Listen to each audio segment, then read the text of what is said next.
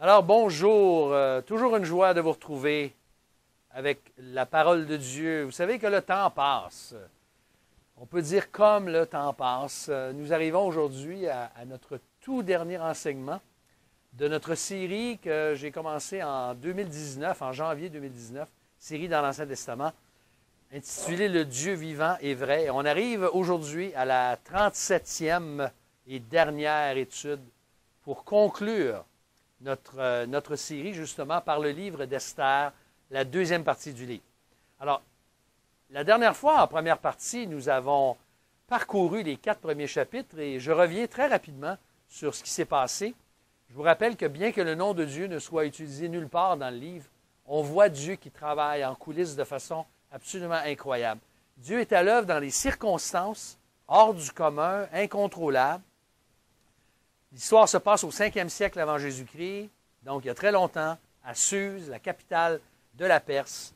Le roi Assuérus offre un banquet qui dure 180 jours, à la fin duquel il veut exhiber la grande beauté de sa reine, Vashti. Elle refuse, elle perd son titre et elle sera éventuellement remplacée. Et c'est Esther, justement, une jeune orpheline juive anonyme qui devient la nouvelle reine sous la tutelle de son cousin Mardoché, qui travaille à la conciergerie royale. Ce même Mardoché va sauver le roi d'un complot d'assassinat contre lui, d'une mort certaine, alors qu'il entend 2 eunuques qui complotent contre lui. Et le tout est enregistré dans un livre qu'on appelle le livre des Chroniques à l'époque, mais sans mention tout de suite. On va y revenir dans quelques instants. Et au chapitre 3, toujours dans Esther, apparaît Haman qui déteste Mardoché, qui convainc le roi de faire périr non seulement Mardoché, mais tous les Juifs du royaume à une date bien précise, en jetant le sort, d'où l'origine de la fête des Pourim, du mot pour qui veut dire sort. Et là, il y a un édit qui est annoncé partout, il y a un grand deuil qui s'ensuit.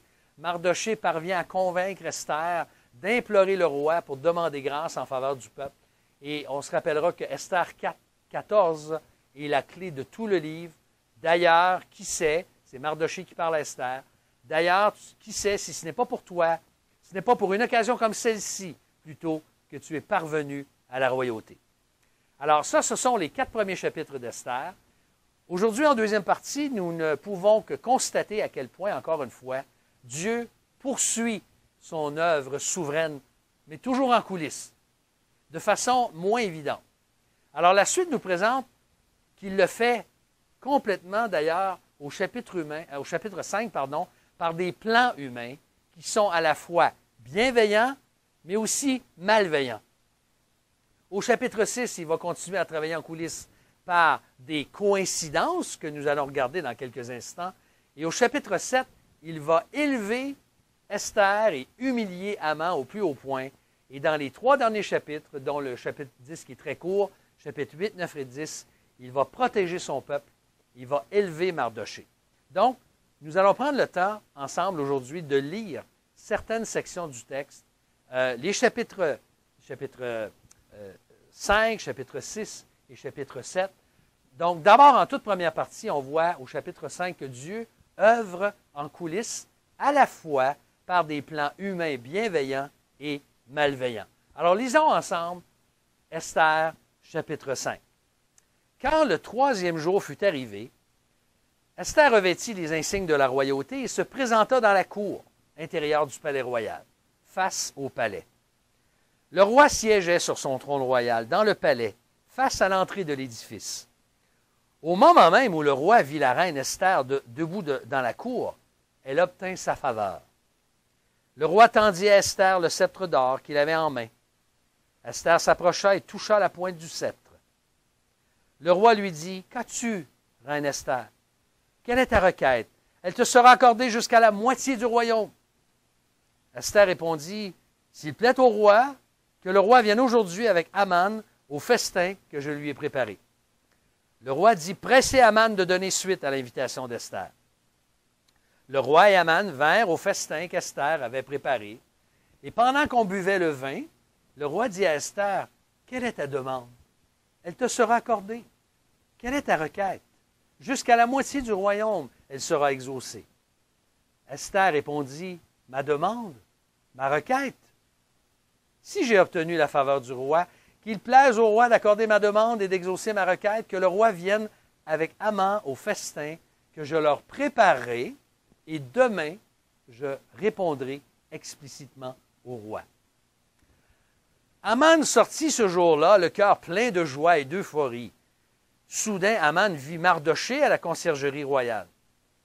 Celui-ci ne se leva pas et ne s'écarta pas devant lui. Or, Haman fut rempli de fureur au sujet de Mardochée, mais il se domina et rentra chez lui. Il envoya chercher ses intimes et sa femme Zérech. Haman lui fit le compte de sa richesse prestigieuse, du nombre de ses fils, de toutes les façons dont le roi l'avait distingué en l'élevant en dignité au-dessus des princes et des serviteurs royaux. Et même, leur dit-il, c'est moi et personne d'autre que la reine Esther a invité avec le roi au festin qu'elle avait préparé. Et demain, c'est encore. Et demain encore, c'est moi plutôt qu'elle a convié avec le roi. Et pourtant, tout cela ne vaut rien pour moi tant que je ne pourrai voir ce juif Mardochée en place à la conciergerie royale. Sa femme Zérech et tous ses intimes lui dirent, qu'on dresse donc une potence haute de 50 coudées, et demain matin tu diras au roi qu'on y pende Mardochée. Tu peux donc aller joyeux au festin avec le roi. La chose plut à Haman, il dressa la potence. Alors, ce chapitre est très intéressant. Il est certainement très pertinent, très percutant. Dieu, on se rappelle que Mardochée avait convaincu Esther d'aller voir le roi, de prendre le risque même pour sa vie. Elle avait demandé à Esther qu'on prie, qu'on jeûne pour elle. Alors, Dieu va exaucer la prière et le jeûne de tout le peuple. Le roi reçoit joyeusement et avec honneur Esther, sa reine, qu'il n'avait pas vue depuis déjà plusieurs semaines. Il lui tend le sceptre d'or qu'il tenait dans sa main. Et il est intéressant de remarquer qu'il est prêt à lui accorder la moitié de son royaume, mais ce n'est pas ce qu'elle désire. Elle invite plutôt le roi et Haman à venir au banquet qu'elle veut organiser le même soir. Et pendant le repas, il semble que le moment n'était pas le meilleur pour lui présenter sa requête de sauver son peuple du plan cruel et malveillant d'Haman. Et bien que le roi lui fasse encore la même offre, exactement la même offre, jusqu'à la moitié de son royaume, Esther demande au roi et à Haman de revenir le lendemain pour un autre banquet dans lequel elle présentera sa requête. Alors Haman sort du banquet, l'histoire nous raconte, il est rempli de joie, mais il est rapidement frustré et en colère en voyant Mardochée qui continue à refuser de se prosterner devant lui. Alors il rentre chez lui, il se calme, et là, il se met à exhiber aux yeux de tous, et en particulier sa famille, il exhibe ses richesses, ses honneurs, le privilège que lui seul, M. Haman, possède de pouvoir être invité avec le roi et sa reine à un banquet. Mais pourtant, tant que Mardochée est encore vivant, il ne peut pas être satisfait. Il me fait donc penser à certains d'entre nous. Il y a des choses, tant qu'elles sont là, on ne peut pas être satisfait tant que la chose n'est pas réglée. Alors, son épouse, Zérech, et ses proches, qui sont aussi arrogants que lui conseillent de dresser une potence, un gibet pour y pendre Mardochée le lendemain matin.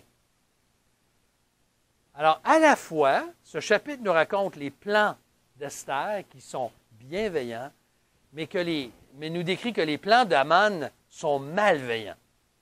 Et Dieu travaille dans l'ombre, chers amis, et comme le chapitre 6 va nous le démontrer. Alors, si, premièrement, nous avons vu que Dieu œuvre en coulisses à la fois par des plans humains, bienveillants et malveillants, deuxièmement, au chapitre 6, nous voyons Dieu qui œuvre en coulisses par des coïncidences. Et je mets les coïncidences entre guillemets. Lisons le récit, c'est absolument extraordinaire. Esther, chapitre 6. Cette nuit-là, regardons ça.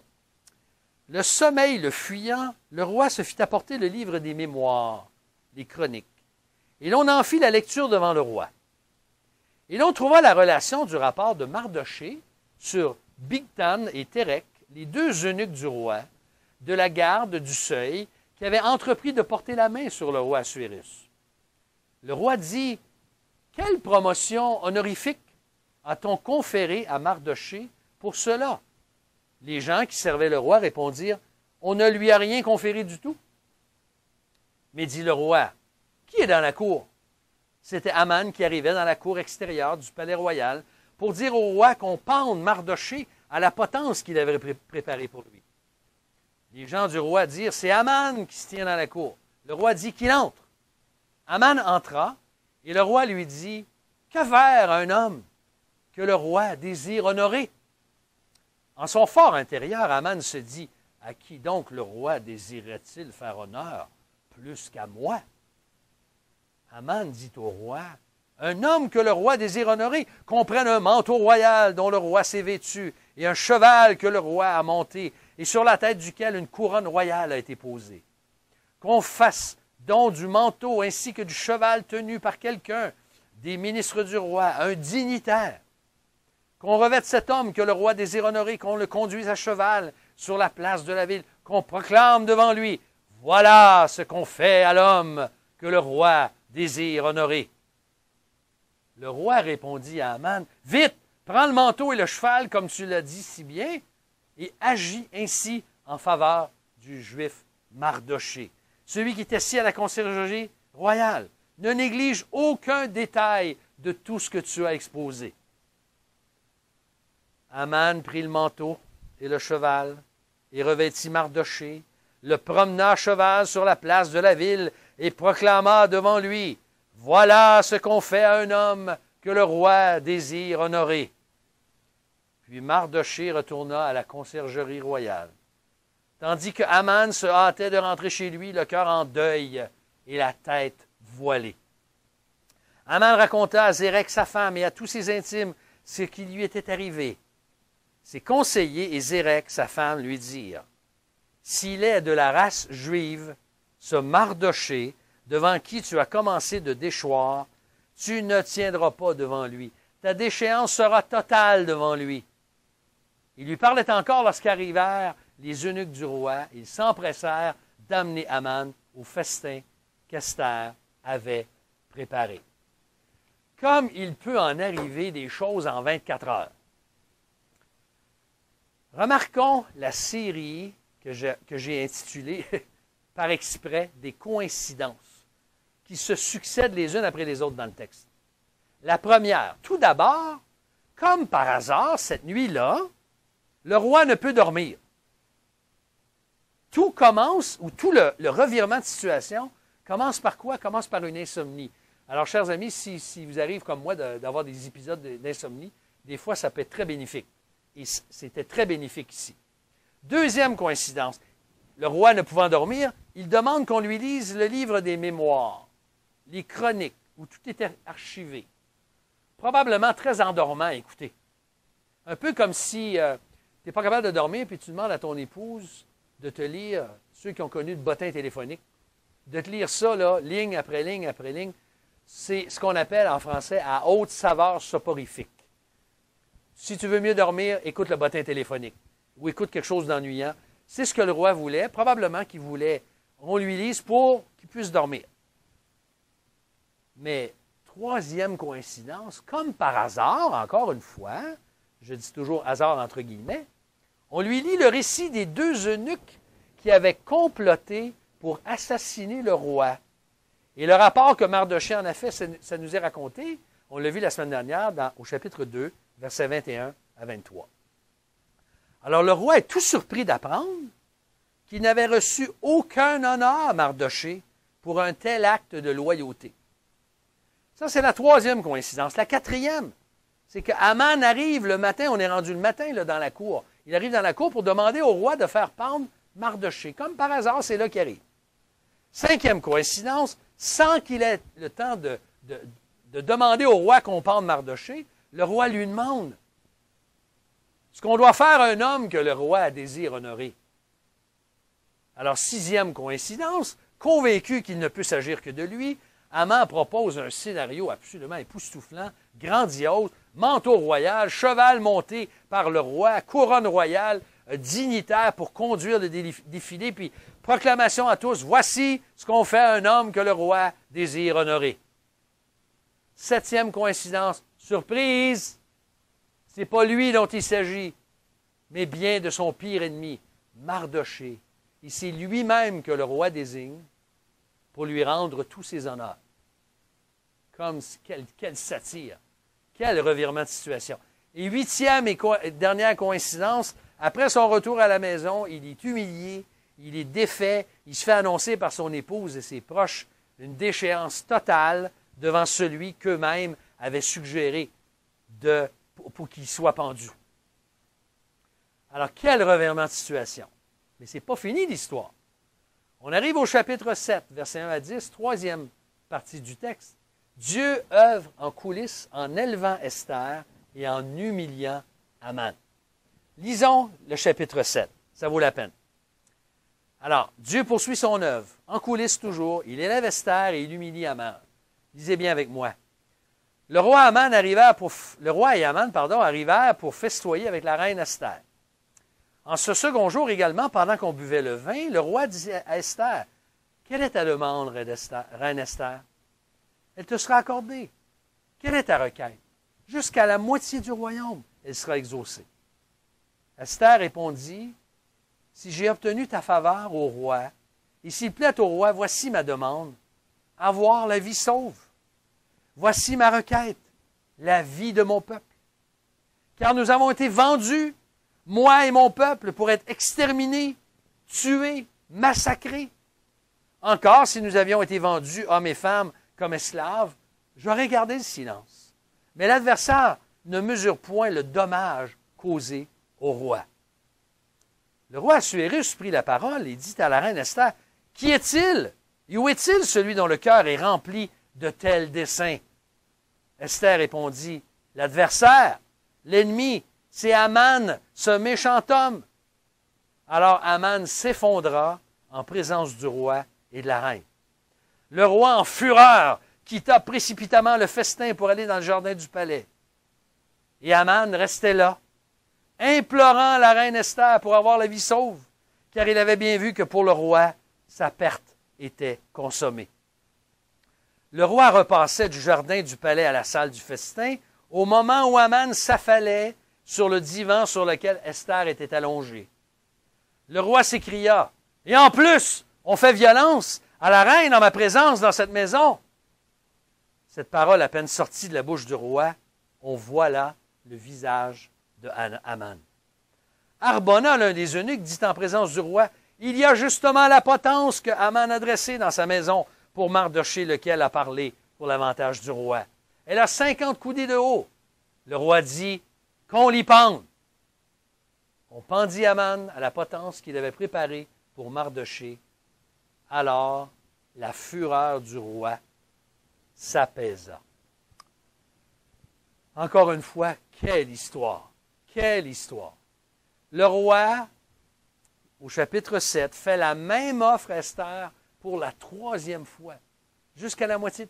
C'est quoi ta requête? Quelle est ta demande? Jusqu'à la moitié de mon royaume, je vais te le donner.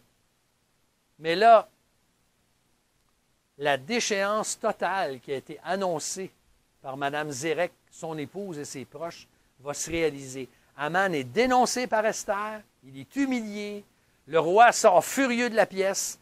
Haman implore Esther alors qu'elle est allongée, probablement qu'on mangeait allongée. Il l'implore pour avoir la vie sauve, mais le roi, lorsqu'il revient, il le voit faire.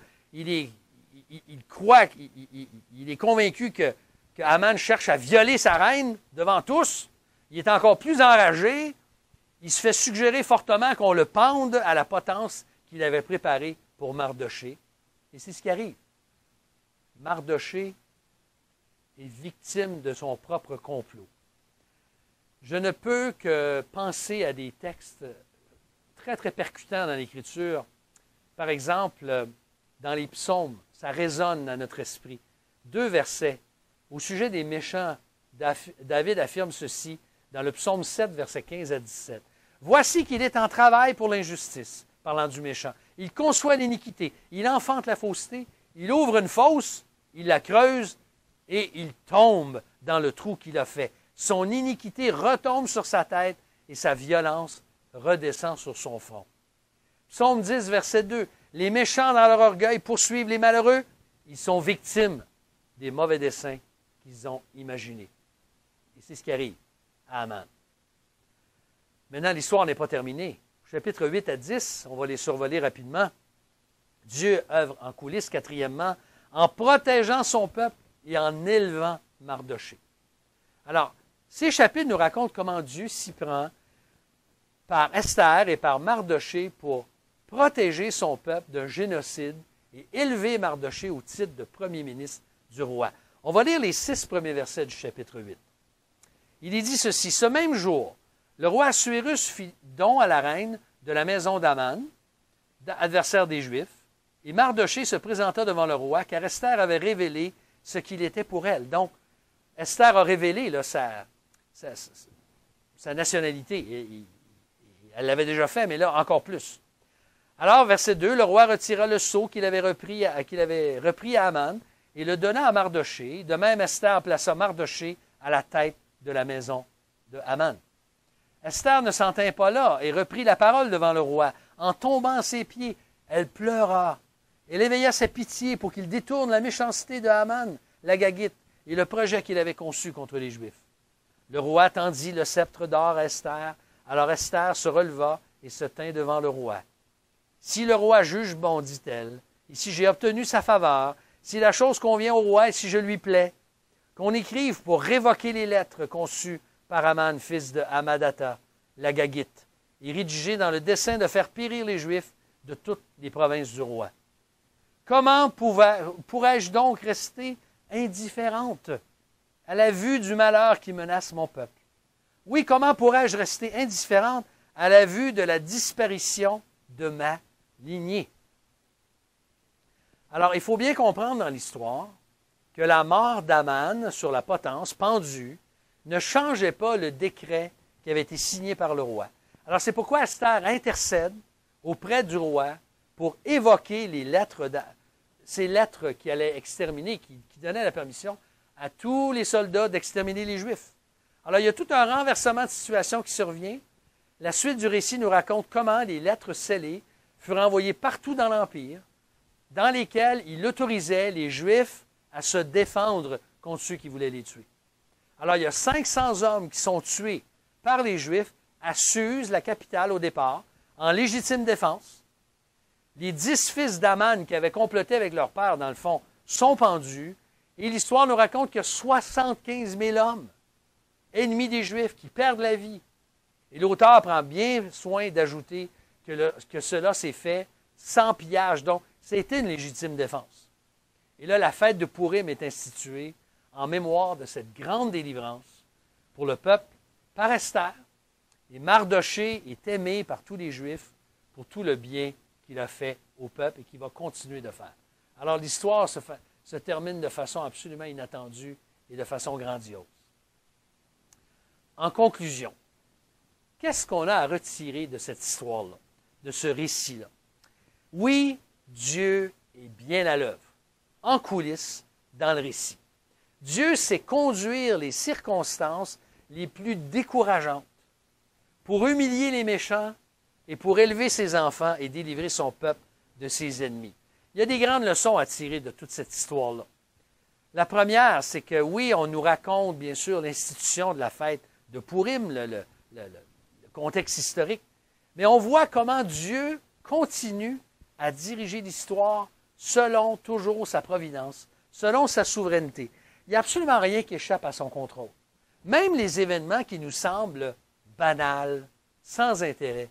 Dieu est au contrôle, Dieu dirige les événements. Parce que 400 ans plus tard, parce qu'il avait épargné son peuple, par Esther, par Mardoché, par son œuvre en coulisses, 400 ans plus tard, il allait donner son propre fils, qui allait mourir à la croix, à notre place, qui allait renverser toute barrière entre juifs et non-juifs. Dans Galates chapitre 3, verset 28, Paul nous dit qu'il n'y a plus ni juif ni grec en Jésus-Christ. Il n'y a plus ni esclave ni libre, On est tous égaux devant lui. Dieu a renversé le mur qui séparait les deux. Dieu a su protéger le peuple, son peuple, le peuple juif, à l'époque, il y a 2500 ans. Donc, s'il l'a fait, et puisqu'il l'a fait, à plus forte raison, Dieu va délivrer son Église, son Israël dans le Nouveau Testament. Et il va le faire le jour de son retour. De toutes les attaques, de toutes les persécutions, de toutes les injustices que l'Église aura endurées à travers 2000 ans d'histoire, à travers les siècles. La promesse du Seigneur est très formelle, chers amis. Sa promesse est très formelle. Les portes, je bâtirai mon Église, les portes du séjour des morts ne prévaudront point contre elle, selon Matthieu 16, 18. La victoire du Seigneur Jésus-Christ est assurée. Même le séjour des morts, c'est fort, même le séjour des morts ne pourra prévaloir contre son Église, contre son épouse. Pourquoi? C'est parce que Christ est mort pour son épouse. Christ a donné sa vie pour notre salut. Ce salut qu'il offre à chacun de nous, qui que nous soyons, peu importe les choses qu'on a faites dans notre vie, Christ nous offre son salut. Et de la même façon que le Seigneur, que l'épouse du roi plutôt, dans l'histoire d'Esther, a su intercéder et devenir l'instrument de Dieu pour sauver son peuple d'un génocide, mais de la même façon, par l'Évangile, l'Église de Jésus-Christ, aujourd'hui, depuis le début de son institution, elle est l'instrument de Dieu, de Jésus-Christ, pour que son royaume progresse, pour que son royaume vienne, que des gens soient délivrés de la mort, soient sauvés et puissent passer l'éternité avec Dieu. L'épouse attend son époux. C'est ce que la parole de Dieu nous dit. Dans l'Apocalypse, on voit l'épouse de Jésus-Christ, son Église. Elle attend son époux, et sais-tu quoi? Elle vaincra parce que Christ va vaincre. Christ gagne. Et cette confiance dans cette victoire-là ultime ne devrait pas nous faire croire qu'on peut rester assis ou qu'on n'a pas de rôle à jouer dans tout ça. Au contraire, notre engagement, notre service, nos prières font partie de l'œuvre de Dieu, comme elles en ont fait partie dans l'histoire d'Esther. Ils ne sont pas restés assis, ils ont été très actifs et Dieu a toujours travaillé en coulisses avec la fidélité, le courage et l'œuvre qu'ils ont opérée. Alors, prenons courage, chers amis. Je ne sais pas par quelles circonstances difficiles tu passes peut-être ces jours-ci. J'aimerais te rappeler que Dieu est à l'œuvre en coulisses, dans ta vie, dans la mienne, dans la vie de tous ceux qui lui appartiennent, même dans nos coïncidences. Dieu travaille. Alors faisons-lui confiance. Il saura nous garder jusqu'au bout. Il va le faire. Il l'a promis. Nous allons lui demander ensemble dans la prière de bien vouloir nous donner la grâce et le courage de persévérer jusqu'au bout. Prions ensemble. Seigneur, merci pour ta parole. Merci pour cette histoire merveilleuse d'Esther.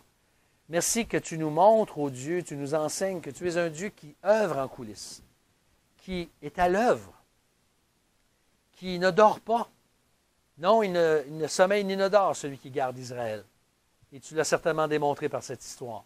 Et Seigneur, encore aujourd'hui, par ton épouse, par ton Église, tu veux faire connaître le merveilleux message de l'Évangile qui transforme les vies et qui sauve, qui épargne les gens de la mort éternelle.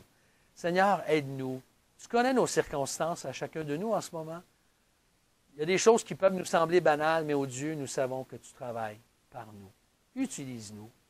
Merci que dans nos vies, tu es à l'œuvre, toi aussi, en coulisses, même dans toutes nos coïncidences. Seigneur, nous voulons te faire confiance. Garde-nous, délivre-nous du mal, donne-nous le courage. Seigneur, tu connais les situations par lesquelles chacun de nous passons en ce moment. Te demandons ta grâce et ta miséricorde, sachant que tu es au contrôle et que, Seigneur Jésus, tu reviens bientôt. Tu vas gagner, tu vas vaincre, et nous serons avec toi pour l'éternité. Sois béni. Seigneur, s'il y a quelqu'un qui n'a pas encore la joie de te connaître, qu'il puisse venir à toi, Seigneur Jésus, par la foi, croyant que ton sacrifice est tout à fait efficace à la croix du Calvaire pour pardonner et donner une nouvelle vie à celui qui se tourne vers toi. Sois béni, Seigneur. Merci que tu nous invites. Venez à moi, vous tous qui êtes fatigués et chargés. Je vous donnerai du repos pour vos âmes. Quelle invitation. Seigneur, nous voulons y répondre. Encore aujourd'hui, par la foi. En ton nom précieux, Seigneur Jésus. Amen. Alors, chers amis, nous allons nous retrouver la semaine prochaine pour la fête des pères. Alors que Dieu vous bénisse, bonne semaine et à très bientôt.